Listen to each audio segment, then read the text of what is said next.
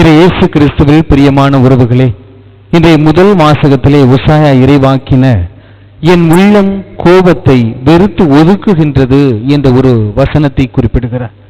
கோபம் என்பது நம்மை நாமே இழக்கச் செய்யக்கூடிய ஒரு பண்பு. கோபம் என்பது பிறரை வளர்ச்சிக்கு உட்படுத்தக்கூடிய பண்பு அல்ல, மாறாக நம்மையும் அது வீழ்ச்சிக்கு கொண்டு வரும், நம்மை சுற்றி இருப்பவர்களையும் அது வீழ்ச்சிக்கு கொண்டு வரும்.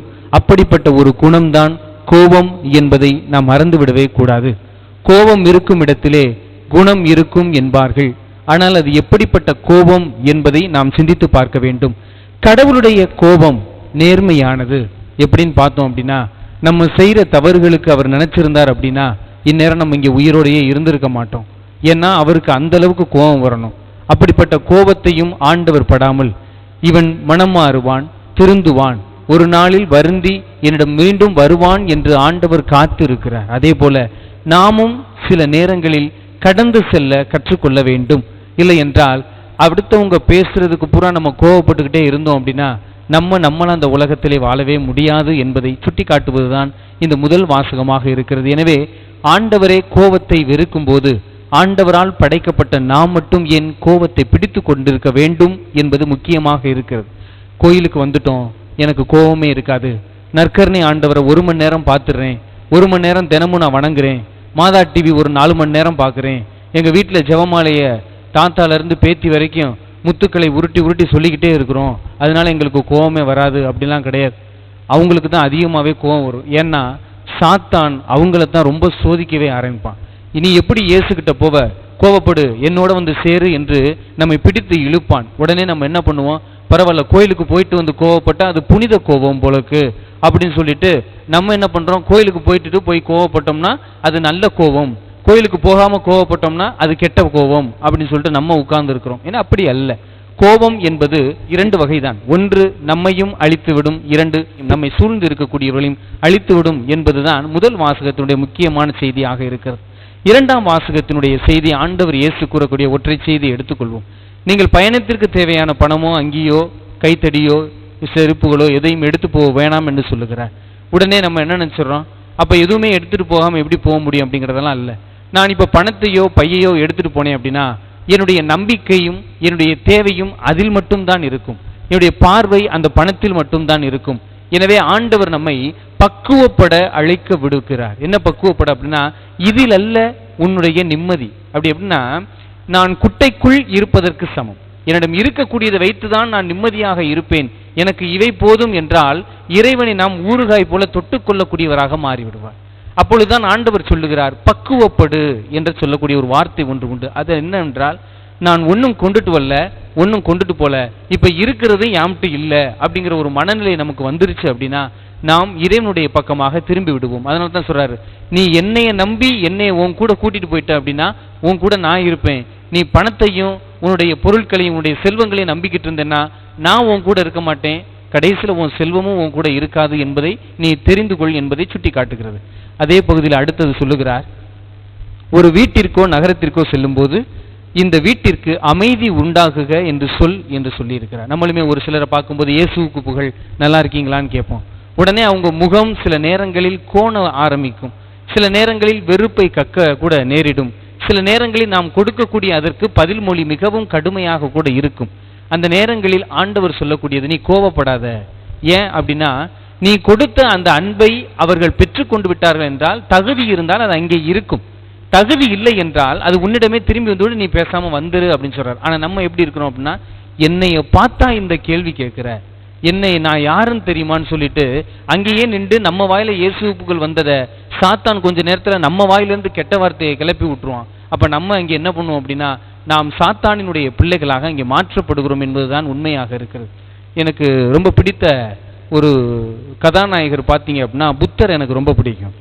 அவருடைய விழுமியங்களில் பார்க்கும்போது ஒரு நகரத்திற்கு தன்னுடைய போதனையை கொடுக்க செல்லுகிறார். அங்கிருந்த மக்கள் எல்லாம் கெட்ட வார்த்தை அதிகமாக பேசக்கூடியவர்கள், மிகவும் கொடூரமான மனிதர்களாக இருக்கிறார்கள். இப்போ உதாரணத்துக்கு அவர் சொல்லுவார், இப்போ சிகரெட்டு குடிக்கிறவங்க வேணாம், இப்போ சிகரெட்டு குடிக்காத எல்லாருக்கும் நான் வந்து ஒரு சிகரெட்டு கொடுத்தேன்னா நீங்கள் என்ன பண்ணுவீங்க,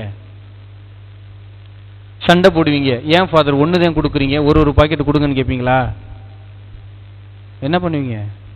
சிகரெட் நான் கொடுக்குறேன் அப்படின்னா உங்களுக்கு பிடிக்கலைன்னா என்ன சொல்லுவீங்க? வேண்டாம், அவ்வளவுதான் வார்த்தை. அதை விட்டுட்டு யாரை பார்த்து சிகரெட் குடிக்கிறேன் நான் குடிப்பேன்னா அப்படியே அவ்வளவுதான், முடிஞ்சிருச்சு. நம்ம சாத்தானுக்கு கைக்கூலிகள் ஆகிவிட்டோம் என்பது உண்மை. வேண்டாம் ஒரு வார்த்தையில முடிஞ்சிருச்சு. அதே போலதான் நமக்கு துன்பத்தை கொடுப்பவர்களிடம் அந்த வார்த்தை வேண்டாம், இந்த வார்த்தை எனக்குரியது அல்ல என்று சொல்ல கற்றுக்கொள்ள வேண்டும். ஒரு சிகரெட்டை வேண்டாம் என சொல்ல தெரிந்த நமக்கு ஏன் பிறருடைய வார்த்தைகளை வேண்டும் வேண்டும் என்று அந்த கசப்பான வார்த்தைகளை உள்ளே போட்டு நாம் கிரைண்டரில் அரிசியை போட்டால் கூட அரைச்சது கொஞ்ச நேரத்தில் மாவாகி தோசையாவோ இட்லியாவோ ஆயிரும். ஆனால் நம்ம அவங்க மனசுக்குள்ளே போட்ட அந்த வார்த்தை அதை அரைக்கவும் முடியாமல் மெல்லவும் முடியாமல் அது கொஞ்சம் கொஞ்சமாக நம்மளையே சாகடிக்கக்கூடிய ஒரு வார்த்தைகளாக அது மாறிவிட போகிறது. எனவே நாம் கொஞ்சம் எச்சரிக்கையாக இருக்க பழகி கொள்ள வேண்டும். அதுதான் புத்தர் கொஞ்சம் எச்சரிப்பார். அந்த அப்படிப்பட்ட ஒரு தீமையான ஒரு ஊருக்கு போதிக்க போகும்போது நீ எப்படா இங்கே வரலாம் என்று மக்கள் கொந்தளித்து வாயிலிருந்து துருநாற்ற வார்த்தைகளை அடிக்கிறார்கள். உடனடியாக புத்தரோடு இருந்த சீடர்கள் கோபக்கணலில் மாறிவிட்டார்கள். உடனே புத்தர் அமைதியாக இருங்கள், வாங்கள் நாம் இன்னொரு ஊருக்கு செல்லுவோம் என்று சொல்லுகிறார். சொல்லி முடிச்ச நடைபயணமாக செல்லும் போது பார்த்து கேட்கிறார்கள், என்ன இப்படி திட்டுறாங்க, நீங்க அமைதியா இருக்கிறீங்களே அப்படின்னு சொல்லும்போது புத்தர் சொன்னார், அவர்கள் கொடுத்த அன்பளிப்பு எனக்கு பிடிக்கவில்லை, அதனால நான் அவர்களிடமே கொடுத்து விட்டு வந்து விட்டேன் என்று சொன்னார். இப்ப நான் சிகரெட் கொடுக்குறேன், நீங்க வேணான்னு சொல்லிட்டீங்க, அப்ப அது யாருக்கு திரும்பி வரும்? எனக்கு தான் வரும். அதே மாதிரி அந்த மக்கள் தீய வார்த்தைகளால் என்னை உமிழ்ந்தார்கள், தீய வார்த்தைகளை கக்கினார்கள், ஆனால் நான் அதை எடுத்துக்கொண்டு வரவில்லை, அதை அங்கேயே விட்டு விட்டேன் என்று சொல்லிவிட்டார். இன்னொன்றும் உதாரணமாக அவர் குறிப்பிடுவார். ஒரு 2 துறவிகள் மிகப்பெரிய ஒரு ஆற்றை கடந்து செல்ல வேண்டும், செல்வதற்காக நிற்கிறார்கள். அப்பொழுது அந்த துறவிகள் அதை கடந்துதான் துறவு மடத்திற்கு போக வேண்டும், ஒரு கிராமத்தை நோக்கி. அப்பொழுது அவர்கள் கடக்க போவதற்கு முன்பாக ஒரு இளம் பெண் வருகிறார். குருவே, என்னை இங்கிருந்து எப்படியாவது அங்கு என்னை தூக்கி சென்று விடுங்கள், என்னை கடத்தி அந்த பக்கம் விட்டுருங்கள், நானே என் ஊருக்கு போகணும்னு சொல்லும்போது ஒரு துறவி கூச்சப்படுகிறார். இன்னொரு துறவி வாமா அப்படின்னு சொல்லிட்டு தன்னுடைய தோள்பட்டையில் தூக்கி அந்த ஆற்றை வெள்ளப்பெரி தாண்டி அவரை கொண்டு அங்கே விட்டுட்டார். இவர் விட்டுட்டார், இறக்கி விட்டுட்டு போயிட்டே இருக்காங்க 2 பேரும். போய் அங்கே முடிஞ்சோன்னே அந்த துறவு மடத்துடைய தலைவரை பார்த்து இன்னொருவர் சொல்லுகிறார், இவன் ஒரு பொம்பளை பிள்ளையை தூக்கிட்டு வந்திருக்கிறான், இவன் துறவு மடத்துக்கே துரோகம் பண்ணிட்டான் என்று சொல்லுகிறார். அப்பொழுது குரு அவனை கூப்பிட்டு, நீ இப்படி செய்தாயா, நீ என்ன காரியம் செய்திருக்கிறாய் என்று திட்டும் போது அவர் அழகாக சொன்னாராம், நான் அந்த பிள்ளையை அங்கேயே இறக்கி விட்டுட்டு வந்துட்டேன், இவன் எதுக்கு இம்புடு தூரம் தூக்கிட்டு வந்துகிட்டு இருக்கிறான். அந்த பதில் உண்மையிலேயே ஆன்மீகத்தை ஆழமாக கொடுக்கக்கூடியது. இந்த பெண்மணி என்னிடம் உதவி கேட்டால் நான் தூக்கி வைத்திருந்தேன், கரையில் இறக்கி விட்டேன், இவன் இவ்வளவு நேரம் தூக்கி வந்திருக்கிறான் என்றால் நான் பாவியா இவன் பாவியா என்று நீங்கள் தீர்ப்பு சொல்லுங்கள் குருவே என்று சொல்லி முடித்தானாம். அன்பிற்கினிய உறவுகளை, நாமும் அப்படித்தான் பல நேரங்களில் இருக்கிறோம். ஏதோ எங்கேயோ இறக்கிவிட வேண்டியதை நாம் இன்னும் தூக்கி உள்ளத்தில் வைத்து நாம் சுமந்து கொண்டிருப்பவர்களாக மாற்றப்பட்டு கொண்டிருக்கிறோம். எனவே கொஞ்சம் சீரிய சிந்தனையோடு சிந்தித்து பாருங்கள். தீய பார்வையோடு பார்க்கும்போது அனைத்தும் தீயதுதான், தீய காதுகளோடு கேட்கும்போது அனைத்தும் தீயதுதான், தீய நாவுகளோடு பேசும்போது அனைத்தும் தீயதுதான், தீய பாதங்களோடு நடக்கும்போது அனைத்தும் தீயதுதான் என்பதை சுட்டி காட்டப்படுவதுதான் இந்த நிகழ்வாக மாற்றப்படுகிறது. எனவே நாம் நம்முடைய உள்ளத்தை ஏதோ ஒரு ஆக்கிரமிப்பு செய்வது போல, ஏதோ ஒரு தீய நிகழ்வுகளால் ஆக்கிரமிப்பு செய்வதை விட, இன்னைக்கு உங்களுக்கெல்லாம் வயசு எப்படியும் ஒரு 35 கடந்திருக்கும். நீங்களாம் சிந்திச்சு பாருங்களே, உங்களுடைய வாழ்க்கையில ஒரு சந்தோஷமான நிகழ்வு கூட நடந்திருக்காது. இன்னைக்கு நம்ம கல்லறை மனிதர்களாக நாம் நடந்து கொண்டு இருக்கிறோம். ஒருத்தரை பார்க்கும்போது அப்படியே வெறுப்பையும் நெருப்பையும் தான் கக்குறமே தவிர, உங்களுடைய குழந்தை பருவத்தை நினைத்து பாருங்கள். உங்கள் குழந்தை பருவத்தில் நீங்கள் எப்படியெல்லாம் பள்ளிக்கு போயிருப்பீங்க, இல்லை நீங்கள் எப்படிலாம் விளையாண்டுருப்பீங்க, அதெல்லாம் நினைத்து பார்க்கும்போது தான் நாம் மீண்டும் குழந்தையாக மாற்றப்படுகிறோம். நம்முடைய மனம் மிகவும் எளிதாக மாற்றப்படுகிறது. இன்னைக்கு வயசானவங்க வீட்டுக்கு போகும்போது அவங்கெல்லாம் பார்க்கும்போது எனக்கு ரொம்ப பரிதாபமாக இருக்குது. ஏன்னா அவர்கள் எப்பொழுது துன்பப்பட்டார்களோ அதையே தான் மனதில் வைத்து கொண்டு நான் பாவி நான் பாவி நான் பாவி என்று நினைத்து கொண்டிருக்கிறார்கள். நல்ல நல்ல நிகழ்வுகளை உள்ளத்தில் பதிய வைத்துக் கொள்ளுங்கள். நல்ல மகிழ்ச்சி தரக்கூடிய மனிதர்களை உங்கள் கண் முன் நிறுத்துங்கள். துன்பத்தை தரக்கூடியவர்களை ஏன் உங்கள் முன் நிறுத்தி உங்கள் வாழ்க்கையையும் நீங்கள் பாழ்படுத்துகிறீர்கள் என்பதுதான் இயேசு சொல்லக்கூடிய ஒரே செய்தி. நீங்கள் வாழ்த்தி கூறுங்கள், அது ஏற்புடையதாக இருந்தால் அவரோடு தங்கும், ஏற்புடையது இல்லை என்றால் அது உங்களிடமே திரும்பி வந்துவிடும் என்று சொல்லப்படுகிறது. எனவே அன்பிற்கினிய உறவுகளே, நாம் தனிமையில் இருக்கும்போது சற்று எச்சரிக்கையாக இருக்க வேண்டும். ஏனென்றால் தனிமையில் 2 வகையான எண்ணங்கள் வரும்.